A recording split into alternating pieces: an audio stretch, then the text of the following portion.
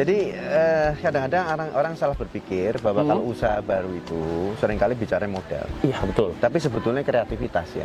1% orang mulai kerja dulu awal itu adalah dari tempat dia kerja dulu. Jadi yang penting kalau usaha apapun juga itu dia dijagain cash flow. Iya, Bisnis apapun juga itu jiwa kita harus kita taruh situ. Ini yang debatable. Gimana tuh, Pak? Debatable begini. Ada orang, aku buat passion kita. Emangnya lu tahu passion lu seperti apa? Iya, Ya, oke. gara-gara belum masuk aja nggak ngerti. Jadi artinya orang thinking kadang-kadang yang membatasin kita adalah otak kita sendiri. Pengetahuan kita membatasin kita sendiri. Karena ketidaktahuan kita taunya itu ya bisnisnya gitu-gitu aja. Nah itu pentingnya kita sering ikut dengerin orang punya entah itu seminar ya, entah itu sama teman-teman ngobrol, otaknya mesti dibuka. Halo, gue Mas Boy, dan kalian ada di konten Interview with the Boss. Sebelumnya gue ucapin terima kasih ke kalian buat yang udah nonton part pertamanya Interview with the Boss ini. Ya dimana part pertama itu, kalau kalian udah nonton kan kalian udah tahu tuh, sebenarnya gue tuh lebih ngebahas tentang kisah inspiratifnya beliau. Perjalanan seorang anak dari tukang sembako memulai karirnya hingga sampai dia punya 7 perusahaan atau lebih. Itu kan semua udah dijawab di video gue yang part pertama. Nah, buat kalian yang belum nonton part pertamanya itu seperti apa, tuh linknya ada di sini ya. Yang gambarnya itu seperti ini. Kalian bisa cek di situ tuh lebih ke arah kisah inspiratifnya beliau dan profiling beliau itu seperti apa. Dia punya apa aja itu ada di sini gitu. Nah, untuk di video gue yang kedua kali ini, gue lebih pengen ngebahas tentang sebenarnya kita seorang pebisnis itu harus punya apa aja sih. Terus tips-tips bisnis dari seorang beliau itu kayak gimana. Nah, semuanya itu akan dijawab di Interview with the Boss part 2. Sebelum mulai video ini, jangan lupa ya, klik like jika kalian suka video ini, komen, kalau ada yang mau dikomentarin apapun itu, atau next videonya apa, harus ngobrol sama siapa lagi, kalau ada yang tadi mau minta Susi, Puji Astuti, bisa. Kita cobain bisa nggak ya? Dan jangan lupa di-share kalau kalian ngerasa ini bermanfaat buat kita semua, buat teman-teman, buat semuanya gitu. Dan yang paling terpenting itu jangan lupa di-subscribe untuk dukung terus channelnya Mas Boy, biar gua bisa interview dengan orang-orang penting lainnya. Bagaimana pandangan beliau itu seperti apa gitu. Oke lah, nggak usah banyak cerita daripada gue nanti ngomongnya belibet. Mending kita langsung aja ya, kita ke kontennya. Interview with the Boss. Jadi yang perlu dicermati itu gini. Saya suka dalam waktu saya mentoring itu gini. Apa sih sebetulnya atau bagaimana sebetulnya Pak? Saya mulai bisnis dari mana? Selalu nanyanya begitu. Iya, betul banget. Saya dari mana nih ngelangkah? Gitu kan? Pak, kadang-kadang kalau kita salah masuk. Jadi salah masuk nih ya. Masuknya terlalu cepat, kita nggak mikir, blek masuk. Terus kita kan berusaha mempertahankan apa yang itu. Kalau enggak mbok kita, mami kita, ibu kita ngoceh kan. Ya, lu ganti-ganti terus bosen, lu nggak bisa kerja kayak gitu kan. Iya, itu mental itu ya? sih. Iya. Nah, jadi artinya apa? Ya untuk itu kita mikir dulu bisnis apa yang kita masukin. Nah, industri apa yang kita masukin. Jangan sampai industri yang kita masukin industri yang sudah tenggelam. Oh, oke. Ibarat kata kayak aliran sungai dari gunung ke laut. Kalau kita numpang perahu di situ, kita dayung set ikut aliran. Bayangkan kalau industri itu udah sunset, industri itu udah nggak menarik, kita masuk ke situ, kita kayak ngelawan arus. Tambah Energi kita besar, nggak ono duitnya mas. Iya betul. Nggak ada hasilnya. Betul sih. Jadi pemilihan industri itu jangan buru-buru. Penting juga ya. Penting dan kita mesti mikir, cari denger, cari ini, masuk ini gimana. Riset lah hajatnya. Ya. Nah, yang paling penting apa sebetulnya? Bisnis industri. Pertama market size. Market size, alright, oke. Ngerti nggak? Jadi ukuran pasar itu berapa gede sih? Apa? Iya, betul. Lah, kalau kita ngomong market size kecil, ya, terus kita ngotot di situ, ya hasilnya kecil. Iya. Sesuai dengan kolamnya lah kasar itu kan itu. Saya kasih contoh misalkan, kita bisnis kerudung misalnya. Nah, market size gede nggak? Gede banget. Iya. Perlu ngitung nggak kan? Pernah ngitung. Saya pernah ngitung 2 triliun sebulan. Wow. Bapak hitung aja, Mas Boy ini hitung aja berapa jumlah wanita Indonesia yang Muslim, ya. Mayoritas yang pakai kerudung di Indonesia ya. Yang nggak pakai kerudung itu pasti punya kerudung. Iya, betul. Untuk event-event tertentu, misalkan itu. Nah, ya kayak gitu itu dihitung. Itu namanya market size. Iya, betul. Nah, kalau market size besar, kasarnya udahlah saya dapat market share 1% aja udah bisa hidup. Nah, kalau 2 triliun, 1% dari 2 triliun kan 20 miliar. Ngerti nggak? Iya, gitu. Ya, ada kawan saya yang begitu, orang Padang yang bisnis itu luar biasa. Dia paling besar, omsetnya 1 bulan bisa 60 miliar hanya dari kerudung. Cuma dari kerudung doang? Nah, nanti suatu ketika Mas Boy ini bisa boleh tuh, interview Pak. dia. Boleh banget, Pak, ngobrol Ya, sama dia dia. dari nol. Orang Minang itu, ya orang Minang mohon maaf ya, bahasanya itu orang Chinese Indonesia. Pedagang Indonesia. Orang Minang, orang Bugis itu orang Chinese Indonesia Timur yang bakat dagang. Tapi sebetulnya etnis itu tidak itu lebih banyak ke lingkungan. Nah, orang Minang pedagang semua ya anak-anaknya pedagang terus gitu. Yang akhirnya build dia seperti itu kan. Karena environment-nya udah biasa. Dia liatin semua lah. Bapaknya dokter, anaknya pengen jadi dokter. Iya, karena udah ada panduan ya. Dia liatin kopi, bapakku enak juga ya kerjanya ya. Iya, kok dihasilin ya. Akhirnya pengen ke sana. Kan memang begitu. Saya tadi bilang, kita mulai bisnis dari mana? Dari tempat kita kerja dulu. Jadi isinya apa sebenarnya? Moral story-nya apa? Moral story gini loh. Apa yang kita pikirkan itu adalah apa yang ada di otak kita, dan otak kita itu dibatasi oleh pengetahuan kita. Iya itu sih. Kalau nggak mungkin ujuk-ujuk ya, saya ngomong terusan tiba-tiba Anda di sini mau bilang, wah saya mau buka rumah sakit. Dari mana itu ujungnya, ngerti nggak? Iya. Nggak pasti ada cerita-ceritanya kan, kok sampai ke situ gitu loh. Dari kesukaannya apa, mungkin dari mana-mana ya. Kalau kita pribadi misalnya yang mulai dari awal ya. Jadi nggak usah khawatir, karena saya mulai dari nol. Ya. Jadi artinya jadi pengusaha itu yang penting tekad. Ya, tekad, terus ngerti market size tadi, ya. Nah, juga mesti diperhatikan gini loh. Apa itu? Kalau itu istilah dalam manajemen namanya entry barrier ya. Hambatan masuknya itu rendah. Ya, Itu semua orang gampang masuk. Persaingan pasti tinggi. Iya, betul. Betul nggak? Betul lah. Tapi kalau entry barrier-nya itu tinggi, nggak semua orang masuk, persaingan rendah. Rendah ya. Nah, bisnis yang mengandung kreativitas itu entry barrier tinggi.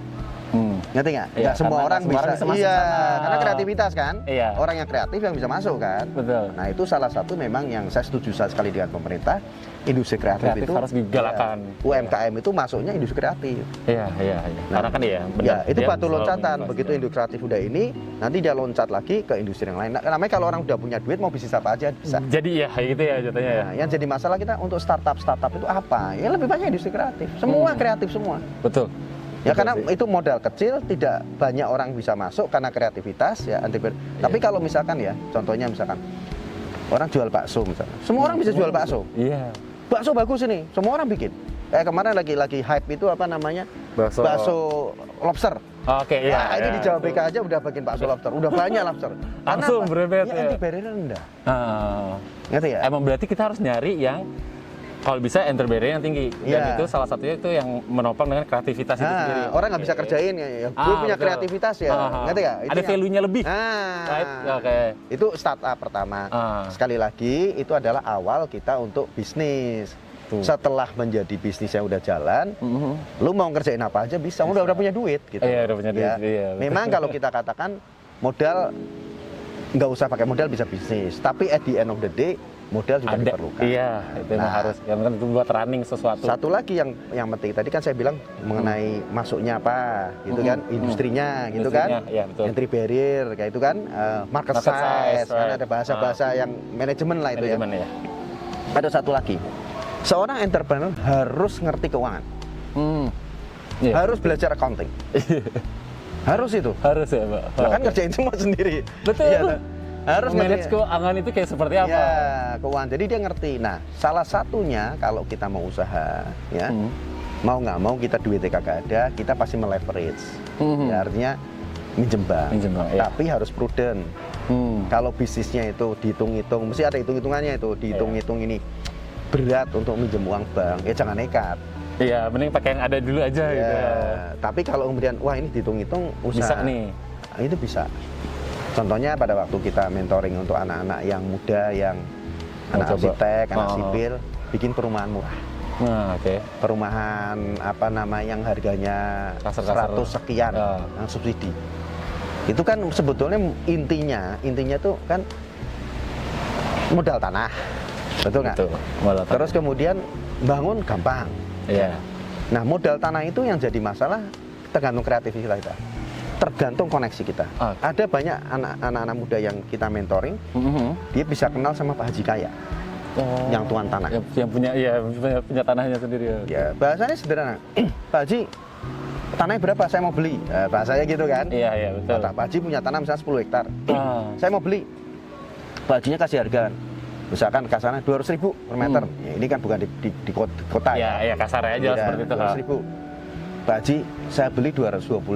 Kaget Pak Hajinya ngomong gitu. Seneng kan cerita itu dia. Tapi saya bayarnya nanti kalau saya udah laku. Loh, Iya sih. itu banyak yang lakukan begitu.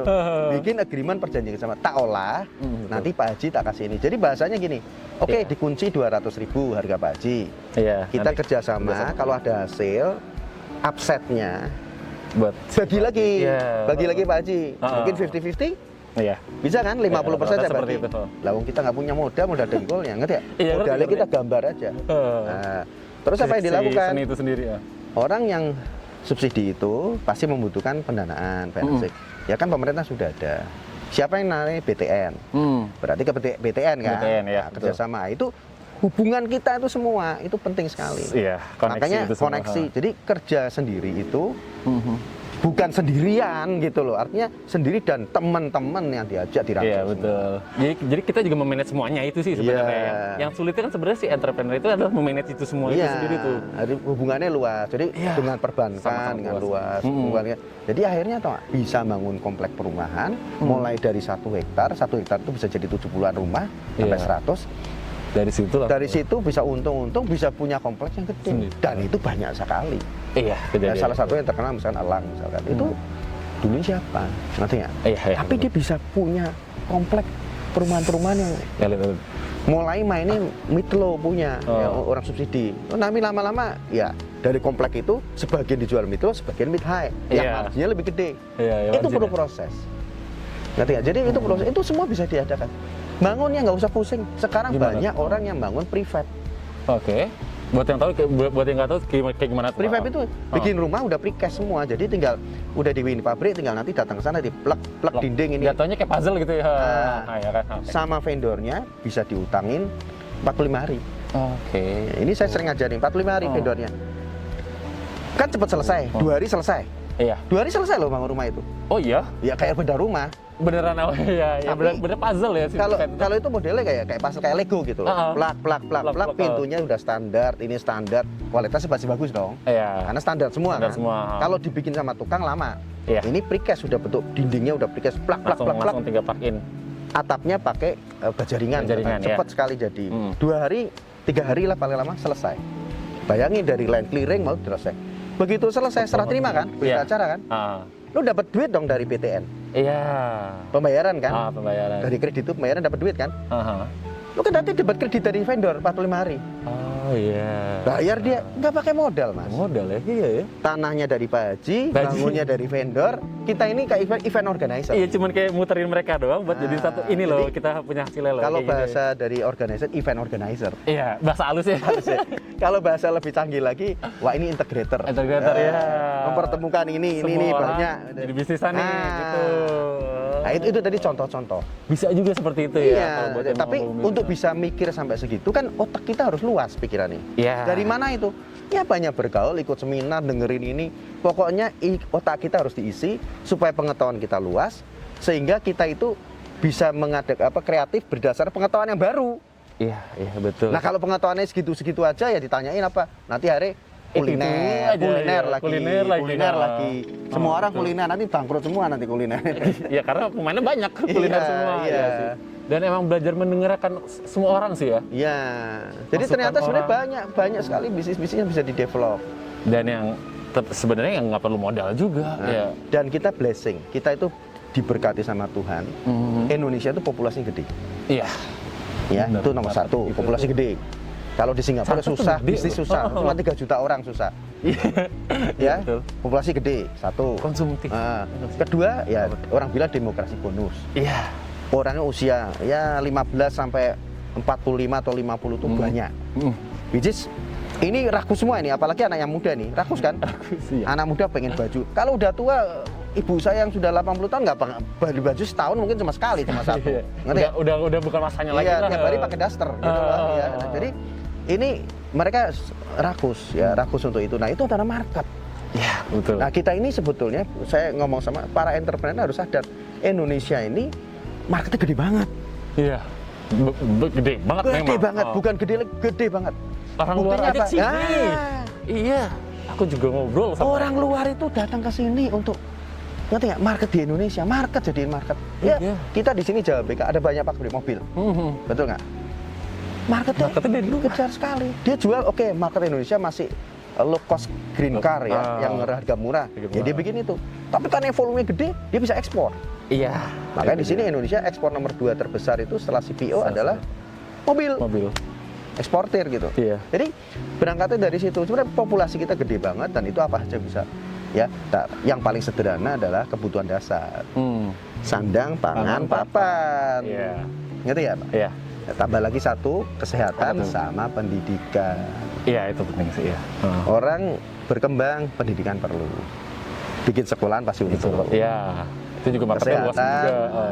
Kenapa kita masuk kesehatan? Salah satu itu. Nah, ya sandang, ya bilang sandang itu berarti kita masuk tekstil garment. Iya. Ya, saya nggak masuk ke situ. Papan itu berarti rumah. Nah, saya masuk situ real estate. Karena bagaimana juga orang butuh rumah. Betul, butuh tempat tinggal. Iya, tempat tinggal, kawin, pisah sama anak-anak butuh rumah. Iya. Ya, kalau kita bisa create suatu gimmick-gimmick yang daripada kontrak bayar segini, kontraknya buat cicilan. Nah, kayak gitu-gitu. Orang ngerti ya, itu pinter-pinter orang aja. Ya. Ya, sandang, pangan, papan. Nah, pangan itu ya mulai dari kuliner, sembako, ini apa aja. Dan itu banyak sekali sebetulnya. Jadi ide bisnis itu banyak sekali. Jadi zaman sekarang, kalau zaman dulu ya anak-anak muda zaman dulu ditanyain, zaman saya itu, besok mau jadi apa? Kalau nggak jawabannya dokter, insinyur. Karena cuma 2 itu. Karena yang dia ada otak itu. Sekarang orang tanyain Pak Jokowi mau jadi apa? YouTuber. Iya. Dan sekarang Mas Boy ini.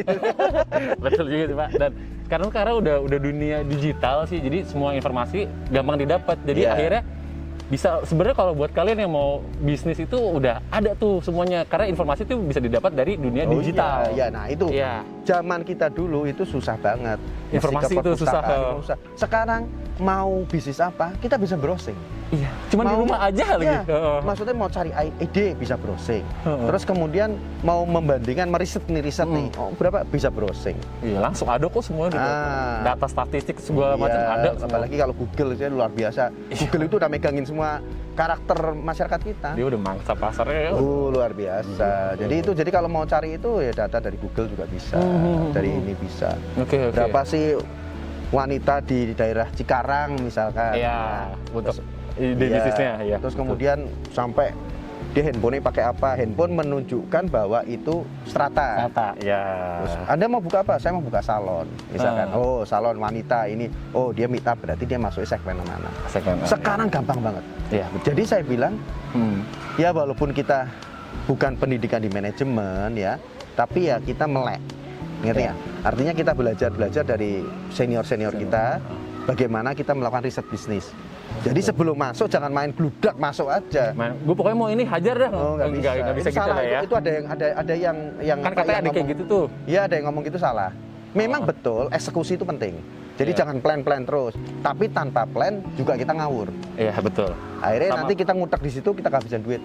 Lah kita seperti tadi saya bilang, kita ngutek di suatu masalah yang sebetulnya nggak prospektif bisnisnya. Nggak bisa, yang udah sebenarnya market saya sudah rendah. Iya, terus ngapain kita masuk situ? Orang ninggalin kita masuk gitu. Iya. Nah itu jangan sampai kemudian terjadi begitu. Nah kita mesti riset banyak sekali, sekarang gampang banget. Yang paling gampang tuh, orang sering kali gini loh, keliru. Kalau jadi entrepreneur tuh udah harus jadi inventor. Penemu ya. Siapa bilang? Enggak kok. Kita ngomong terus terang ya. Bisa KFC ATM itu sih, Pak? Iya, KFC itu apa? Memangnya di luar negeri dulu nggak ada yang bikin ayam goreng? Ya banyak. Iya. Cuma dia melakukan inovasi sistemnya. Iya. Kayak tadi mungkin ada yang perlu nonton perjalanannya McD itu. The Founder itu ada filmnya. Iya. Nah, The Founder itu bilang gimana mereka itu sebenarnya orang bikin burger itu banyak, bahkan burger itu aslinya dari Jerman, tapi yang populernya Amerika. Kenapa? Orang Amerika jago bikin sistem. Inovasi. Nah, kita ngomong terus terang, misalnya nasi padang itu populer di Indonesia, tapi belum ada yang bikin sistem loh. Belum ada yang jagoan sama nasi padang, mungkin sederhana oke lah. Ya, tapi belum ada orang kita yang bikin sistem. Sebenarnya lupa, kita kalah sama Vietnam, kita kalah sama Thailand. Restoran Thailand udah banyak macam-macam. Dia bikin sistem dan kemudian menduplikasi. Tapi ya kita udah mulai gitu. Jadi kekuatan di sistem itu ya coba. Jadi kalau kita bisa bikin satu, kenapa kita nggak bisa bikin dua?